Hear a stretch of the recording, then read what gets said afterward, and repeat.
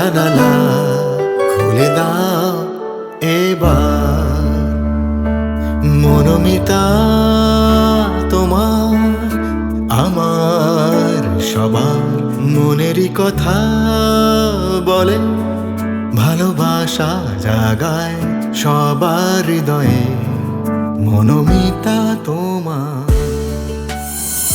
নমস্কার মিতারা, আশা করি সবাই তোমরা খুবই ভালো আছো, আনন্দে আছো এবং আমাদের নতুন এই মনোমিতা সব এপিসোড দেখছো। আমি জানি আমার কাছে অনেক খবর আসছে, অনেক কোয়ারিজ আসছে, তোমাদের ভীষণ ভালো লাগছে, সেই ফিডব্যাকও আমি পাচ্ছি। আজকে নতুন এপিসোড শুরু করব। আমার সাথে রয়েছে সজল কান্তি মণ্ডল, যিনি কিনা হচ্ছেন নবরত্ন বিদ্যাপীঠের হেড স্যার, এবং আমার সাথে রয়েছে রাহুল বাস্তবিক এবং আমাদের আজকের মিতা দীপা দত্ত। আজকে আমি প্রথমে দীপার কাছে যাব, দীপাকে জিজ্ঞেস করবো মনোমিতাতে এসে তোমার কেমন লাগছে? খুব ভালো লাগছে, অনেকদিন থেকেই ইচ্ছে ছিল, হয়ে উঠছিল না সময়। তো আজকে অনেক ভাগ্যবান মনে হচ্ছে নিজেকে যে আমি আসতে পেরেছি। আজকে তোমার কি সমস্যা নিয়ে তুমি মনোমিতাতে এসছো সেটা আমাদের মিতাদেরকে জানাও। সমস্যা বলতে, আমরা যখন অনেক ছোট ছিল তখন আমরা বাংলাদেশ থেকে দেশে এসেছি। তার মানে এই না যে আমাদের ওখান থেকে পালিয়ে আসে সেরকম ব্যাপার নেই। আমার দাদুর এখানেও বাড়ি ছিল, ওখানেও বাড়ি ছিল, কিন্তু আমরা সেই বাড়ি আমার একদম সম্পর্কের জ্যাঠা দখল করে রেখেছে, আমরা পাইনি। আমরা এসে আমার বাবা, আমার ছোট কাকা আর বাবা প্রথম এখানে এসে বাড়ি করেছে, একটু নিচু জায়গায় কম দামি জমি কিনে বাড়ি করা হয়েছে। সেখান থেকে আমাদের স্ট্রাগল শুরু হয়। আমরা দুই বোন, আমার বোন আমার থেকে প্রায় 6 বছরের ছোট। এবার আমরা আসার পরে এখানে আমরা স্কুল ভর্তি হলাম, কিন্তু আমাদের স্ট্রাগল চলতেই থাকলো। পড়াশোনা করছি, আমার বাবা ছোট্ট একটা দোকানে কাজ করতো, টেলারের কাজ করতো, আর আমার মা ঘরে বসে মেশিন সেলাই করে আমাদের পড়াশোনার খরচা চালাতো। কিন্তু একটু বড় হওয়ার পরে যেমন হয় আর কি সমাজে, যে মেয়ে বড় হচ্ছে বিয়ে দিতে হবে, আর যেহেতু আমার বোন পেছন বড় হচ্ছে, আমার উপর সে তো ছিল বেশি যে ওকে তাড়াতাড়ি বিয়ে দিতে হবে। তো আমি সেকেন্ড ইয়ারে পড়তে আমার বিয়ে। তো বিয়ে হওয়ার পরে আমার মেয়ে হয়, আমি গ্র্যাজুয়েশন কমপ্লিট করেছি, কিন্তু আমার মেয়ে হয়। তারপরে আবার ফ্যামিলি থেকে শুরু হয় আরেকটা বাচ্চা হোক, ছেলে হোক, ভালো হয়। আমার ছেলেও হলো, মেয়ে 10 বছর পরে। কিন্তু আমার যে বিয়ে হয়ে গেল, আমার যে একটা ইচ্ছে ছিল সুপ্ত, যে আমি একটা কিছু করবো, সেটা শুধু হয়ে ওঠেনি। সংসারের বেড়া জায়গায় এমন আটকে গেল। আর আমার হাজব্যান্ড টিউশনি করে, প্রাইভেট টিউশন। তো করোনার পর থেকে আমার হাজব্যান্ডের টিউশনিটা কমে গেল। সেই থেকেই মোটামুটি আমার এখন শ্বশুরবাড়িতেও মোটামুটি একটু আর্থিক দিক থেকে আমার হাজব্যান্ড ফিনান্সিয়াল প্রবলেমটাও ফেস করছে। তার এটাই বোঝা যাচ্ছে যে এক তো দীপার স্বপ্ন পূরণ হয়নি, ছোটবেলাতেই বিয়ে হয়ে গেছে, কিছু করার একটা অদম্য ইচ্ছা, সেটা আজকে বিয়ের এত বছর পরেও, দুটো ছেলে মেয়ের মা হওয়ার পরেও কিন্তু সেটা ইচ্ছেই থেকে গেছে, কিছু করা হয়ে ওঠেনি। এবং তার সাথে যাচ্ছে একটা ফিনান্সিয়াল ক্রাইসিস, যেটার জন্য ফ্যামিলিতে খুবই একটা প্রেশার চলছে। আমি আমার হাজবেন্ডকে হেল্প করতে পারলে ভালো হয়, আমারও ভালো লাগে, ওরও হয়তো একটু ভালো লাগবে। তো এইবার আমি চলে যাব আমাদের স্যারের কাছে, সজলদার কাছে। সজলদা কি বলছেন এই বিষয়ে? নমস্কার। খুব সুন্দর একটি সমস্যা নিয়ে দীপা দেবী আমাদের কাছে বলছেন। এটা শুধু ওনার একার বলে আমার মনে হয় না, একটি আমাদের বাংলার বধূদের অনেকেরই এই স্বপ্ন ছোটবেলায় থাকে যে আমি স্বাবলম্বী হব, নিজের পায়ে দাঁড়াবো। আবার আমাদের সামাজিক নিয়মে যেরকম সংসারের মধ্যে ঢুকে যাওয়া, সেটাও আছে। প্রথম আমি দীপা দেবীকে বলবো যে আপনি স্বনির্ভর হওয়ার যে স্বপ্ন দেখছেন, এই স্বপ্নটি কিন্তু একটি পবিত্র স্বপ্ন। আমি এখনই এটাকে আধ্যাত্মিক দিকে যাচ্ছি না, একেবারে বাস্তবিক দিক থেকে দেখার চেষ্টা করছি। প্রথম, আপনার হবি কি? আপনার কি করতে ভালো লাগে? এখন তো রান্না করতেই ভালো লাগে, ব্যাস, করার নেই। Very good. আপনি কি জানেন, আমার এক পরিচিতা আছেন, তিনি শুধু রান্নার ব্লগ করে আজকে সারা একটা মাসে প্রায় 1 লক্ষ টাকা রোজগার করেন। আমি বলছি না আপনি এটা শুরু করুন, আমি বলছি দিশা পাওয়ার জায়গাটা হচ্ছে ভালোবাসার জায়গাটা শেয়ার করুন। প্রত্যেকটি মানুষ, সবাই কিন্তু এই যে মন ও মিতার মতো প্রত্যেকে মিতা চাইছে। দেখুন, আপনি যেমন রান্না করছেন, অনেকে রান্না দেখতে চাইছে, এই দুটোর মিল করাতে হবে। আপনি কিন্তু স্বনির্ভর আছেন, কিন্তু একটা আবরণে ঢাকা হয়ে আছে। এইটুকু আনভেলিং করা, এটাকে আবরণ উন্মোচন বলা হচ্ছে।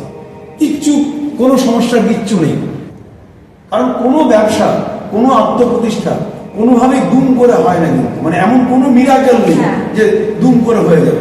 রাহুল বাবু আরো বলবেন এগুলো শুরু করার জন্য একটা প্রেক্ষাপট যেটা, সেটা কিন্তু একটু ওই ধরনের যে আমাদের আমি গ্রহ নক্ষত্র বলছি না, কিন্তু বাস্তু এটা একটা দেখা হয়। কারণ মা একটা জায়গাতে একবার মাকু দিদি ঝাড় দিচ্ছেন, ঝাড় দেওয়ার পরে ঝাড়ুটা একটা যেখানে রেখে দিয়েছেন, মা তখন কিন্তু তাকে বললেন যে না, ওরও একটা সম্মান আছে। উনি বাস্তবিক বললেন না, ঝাড়ুরও একটা সম্মান আছে, তাহলে ওটাকে ঠিক করে রাখো। এই বিষয়টা যে প্রত্যেকটি কাজে আপনি যে বাটনা মারছেন তারও কিন্তু সম্মান আছে, এটাকে যদি আপনি সত্যিকারের গুরুত্ব দিয়ে মার্কেটিং করতে পারেন। কারণ আমরা যে যুগটাতে বাস করি, শুধু লিঙ্কের অভাব। অনেকে চাইছে যে আজকে আমি বাড়িতে বসে কি করে কম ওয়েটের মশলা বাটতে পারি, কি করে আমি ভালো বড়ি পেতে পারি, কি করে ভালো সবজি কাটা, শুধু সবজি কাটা ব্লগ করে একজন সেদিন আমাকে দেখাচ্ছিলেন, শুধু সবজি কাটা ব্লগ করেন, কিভাবে পেঁয়াজ খোসা ভালো করে ছাড়াতে হয়, কিভাবে ডাঁটা হয়েছে 4 আঙুল। আপনাকে অবাক হয়ে যাবে, 20 ডাঁটা কাটার জন্য উনি 4 আঙুল করে ব্যবহার করে সব ডাঁটাগুলোকে সমান করে করেছেন। আর একজনকে জাস্ট একটা মোবাইল থেকে ব্লগ করে দিয়েছেন, তার ভিউয়ার হচ্ছে এখন প্রায় 1 লক্ষ। Can you imagine the situation? এটা কিন্তু মানুষ ভালোভাবে নিচ্ছে। সুতরাং আমি বলছি না যে আপনি আপনার পারিবারিক জীবনকে মার্কেটিং করুন, নট দ্যাট। আপনার ভালোবাসা, ভালো লাগাটা মানুষের সঙ্গে শেয়ার করুন, এটা কিন্তু আজকের দিনে চলে এসেছে। এটা কিন্তু কোনো ধরনের অপরাধ নয়। আর দ্বিতীয় যে কথাটা বলছি, মা কিন্তু এটা বাচ্চা মেয়েদের বিয়ে হওয়া মা একেবারে সহ্য করতে পারতেন না। তার জন্য নিবেদিতার স্টোরগুলোতে মায়ের হাত উজাড় করা ভালোবাসা ছিল। সুতরাং মা আমাদেরকে কৃপা করে গেছেন, প্রত্যেক জনকে, যত আমাদের পুরুষ নারী যতজন আছেন, বিশেষত নারীদের ক্ষেত্রে একটা ঘটনাতে তিনি বলছেন যে শুধু কি পুরুষরাই পাবে, মায়েরা পাবে না। তিনি বললেন যে মায়েদের কৃপা করার জন্য আমার আশা। সুতরাং আপনারা প্রচুর কৃপা পেয়ে আছেন, সেই কৃপাটাকে বাস্তবায়িত করা, বড় স্কিমে নয়, ছোট্ট ছোট্ট প্রেমে ভেবে আপনি শুরু করুন। এটা গেল আপনার বাস্তবিক আত্মপ্রতিষ্ঠার দিক। আর দ্বিতীয়, এই বাস্তবিক আত্মপ্রতিষ্ঠা তখনই হবে যখন আপনি মানসিকভাবে আত্মপ্রতিষ্ঠা লাভ করবেন। একটা জায়গাতে আমার মনে হচ্ছে আপনি ডেফিসিয়েন্সিতে ভুগছেন। আপনার ছেলে বড় হয়ে গেছে, মেয়ে বড় হয়ে গেছে, স্বামী রোজগার করছে, তাহলে আপনি আরো কেন বলছেন আমি স্বনির্ভর নই? আপনি স্বনির্ভর, আপনি আরো যে জায়গায় আছেন তার থেকে উঠতে চাইছেন। যে আমি স্বনির্ভর নই এটা বলবেন না, আপনার স্বপ্ন পূরণ হয়নি এটা নয়, আপনার স্বপ্ন পূরণ হয়েছে, আরো ভালোভাবে সেটা পারিস এইটুকু বলুন। পূরণ না বলবেন না যে আমার স্বপ্ন পূরণ হয়নি না, যথেষ্ট স্বপ্ন পূরণ হয়েছে। কারণ একজন আত্মপ্রতিষ্ঠার কিসের জন্য চান? যে আমি টাকা রোজগার করবো, করে সমাজে সুখে থাকবো। আপনি যথেষ্ট সুখে আছেন, বাস্তবিক সুখ আপনার মধ্যে এসেছে। এরপরে আস্তে আস্তে করে আপনি জীবনটাকে আধ্যাত্মময় করার চেষ্টা করুন। দেখবেন ওই আত্মনির্ভরতার কথাটা ভাবুন যে আমি যেন নিজের অন্তরের চিন্তাতে আনন্দ পেতে পারি। আমাকে আনন্দ পাওয়ার জন্য যেন একটা রিল দেখতে না হয়, আনন্দ পাওয়ার জন্য যেন ফুলের গন্ধ নিতে না হয়, আনন্দ পাওয়ার জন্য আমাকে যেন আর অন্য বন্ধুর কাছে ছুটে যেতে না হয়। আমি যেন আমার চিন্তার মধ্যে আনন্দ পাই, আমি যেন আমার কর্মের মধ্যে আনন্দ পাই। এই কাজগুলোকে যদি আপনি ভালোবাসতে শিখেন, দেখবেন দুটো দিক হবে। এক হচ্ছে কাজের মধ্য থেকে বাস্তবিক রোজগার, অর্থ রোজগারও হবে, একই সঙ্গে আপনাকে সেলস পাবেন। আপনার একটা রান্নাকে যদি আপনার সন্তান বলে মা আজকের মাছ রান্নাটা খুব সুন্দর হয়েছে, আপনার আনন্দ লাগে না? ওই আনন্দটা কিন্তু শুধুমাত্র আপনি যদি শেয়ার করতে পারেন তাহলে আপনার টাকাও আসবে, আর ওই যে প্রশান্তিটা এলো, এই প্রশান্তিটা কিন্তু অন্য কোনো জায়গাতে আসবে না। এটা আত্মনির্ভরতার প্রথম কম্পোনেন্ট। দারুণ বললেন স্যার। আশা করি এটা তুমি তোমার মনের মধ্যে ঢুকিয়ে নিয়েছো। ঠিক আছে, এবার যাব রাহুলের কাছে। রাহুল কি বলছে এক্ষেত্রে? আমার বলার কয়েকটা বিষয় আমি বলবো। সেটা হচ্ছে যে বাড়িতে বাস্তুমতে প্রধান যে দরজাটা, প্রধান দরজার খুবই গুরুত্ব রয়েছে, ইম্পর্টেন্স রয়েছে। বাড়ির প্রধান দরজা হচ্ছে আমাদের যেমন মানুষের মুখটা তো আসল, মুখ দিয়ে আমরা খাদ্য গ্রহণ করছি, খাবার খাচ্ছি। তো মুখটা যদি আমাদের ঠিক মতো কোনো প্রবলেম থাকে, আমরা যদি কোনো খাবার খেতেই না পারলাম, তাহলে আমাদের শরীরটা টিকবে না। সেই জন্য প্রধান দরজা, বাড়ির প্রধান দরজাটার ইম্পর্টেন্স সব থেকে বেশি, অর্থাৎ যেটা মেন এন্ট্রান্স, তো সেইটা আমরা এর আগে যখন আপনার সঙ্গে কথা হচ্ছিল তখন আপনি বললেন যে পশ্চিম দিকে আপনার রয়েছে, তো এইটা কিন্তু একটু বাস্তবতে অশুভ। কারণ পশ্চিম দিক হচ্ছে সূর্য তো পূর্ব দিকে ওঠে আর পশ্চিম দিকে অস্ত যায়, অর্থাৎ পশ্চিম দিক হচ্ছে অন্ধকারের জায়গা, অর্থাৎ সেটাকে শনির জায়গা বলা হয়েছে। তো সেক্ষেত্রে ওই প্রধান যে দ্বার সেটা আমাদের মনের মধ্যে একটা রিপারকেশন তৈরি করে এবং একটা মনে পজিটিভ এনার্জি দেয়। তো এখানে আপনার পজিটিভ এনার্জিটা আপনার ক্ষেত্রে ঠিক হচ্ছে না, তার ক্ষেত্রে আপনি ভাবছেন অনেক কিছু কিন্তু করতে পারছেন না বা করছেন না। এই যে করছেন না তার জন্যই আপনি আটকে আছেন। এই করতে হবে, কর্মটা করতে হবে। ভাবনা তো আছে, ঠিক আছে, এবং আপনার সুযোগও আছে, আপনার যেটা প্যাশন স্যার যেটা বললেন ওইটা একদম স্যার যেটা বলেছেন সেইভাবেই এগোতে হবে। এক্ষেত্রে প্রধান দরজা ঠিক করা সম্ভব নয়, যেহেতু একটা বাড়ি ভালো করা সম্ভব নয়, কিন্তু এক্ষেত্রে প্রতিকার আছে। প্রতিকার যেমন একটা খুব কমন প্রতিকার আমরা আয়না ব্যবহার করে একটা মানে করতে পারি। কিরকম ভাবে না, পশ্চিম দিকে আপনার মেন দরজা তো ঠিক তার উল্টো দিকে পূর্ব দিকে আপনি একটা আয়না লাগিয়ে মোটামুটি 2 ফুট বা 2.5 ফুটের একটা আয়না, সেটা ঠিক পুরোপুরি দরজা বরাবর না হলেও একটু এদিকে হলেও চলবে। এর কারণ না হলো, এর কারণ হচ্ছে যে যখনই আপনি আয়না পূর্ব দিকে লাগালেন তার মানে আপনি ঢুকে ওই আয়নাতে রিফ্লেকশনটা দেখছেন আপনার দরজা। আপনি বাড়িতে ঢুকলেন দরজা দিয়ে, ঢুকেই আয়নার রিফ্লেকশনটা দেখছেন, তার মানে এটা ভার্চুয়ালি ওই পশ্চিম দিকের দরজাটা চলে গেল পূর্ব দিকে। পূর্ব দিক মানেই হচ্ছে পজিটিভ এনার্জি, যেখানে সূর্য, যেখানে আপনার মন শরীর সবকিছু মানে আমরা যখন ঘুম থেকে উঠি সকালে আমরা খুব এনার্জেটিক থাকি।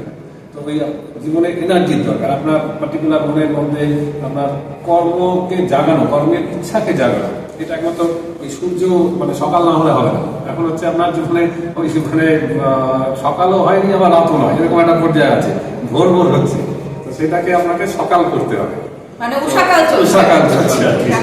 এর জন্য আপনি একটা খুব সিম্পল একটা উপায় এটা করে আপনি দেখতে পারেন। আমার মনে হচ্ছে আপনার মধ্যে কিন্তু ওই যে চার্জ ওইটা আসবে। আগামী দিনে শুনতে চাই তোমার কাছ থেকে মাসখানেকের মধ্যে, হ্যাঁ দিদি, মনোমিতাতে এসে আমি যা যা টিপস পেয়েছিলাম এবং যা যা প্রতিকার সম্পর্কে জেনেছিলাম সেগুলো করে কিন্তু আজকে মাসখানেক বাদে আমি আমার ব্যবসাটা অ্যাটলিস্ট শুরু করেছি। এই কথাটা যেন আমি শুনতে চাই দীপার কাছ থেকে, যে আমি আমার ব্যবসাটা এতদিন মানে যেটা করে উঠতে পারিনি, করব হয়েছে স্যার এত বুস্ট আপ করেছে, রাহুল একটা তোমাকে রেমেডি বলেছে। তো আগামী দিনে যেন আমরা সবাই শুনতে পাই যে হ্যাঁ দীপা ব্যবসাটা অ্যাটলিস্ট শুরু করেছে। শুরু করো, দেখবে আস্তে আস্তে সুন্দরভাবে ব্যবসায়ী হতে থাকবে। নিশ্চয়ই। তো এইরকম আরো যারা সবাই সমস্যার মধ্যে ভুগছো তারা কিন্তু সবাই চলে এসো মনোমিতাতে। দেখো অন স্ক্রিন যাচ্ছে ফোন নাম্বার, এই ফোন নাম্বারে ফোন করো এবং চলে এসো তোমার সমস্যা নিয়ে।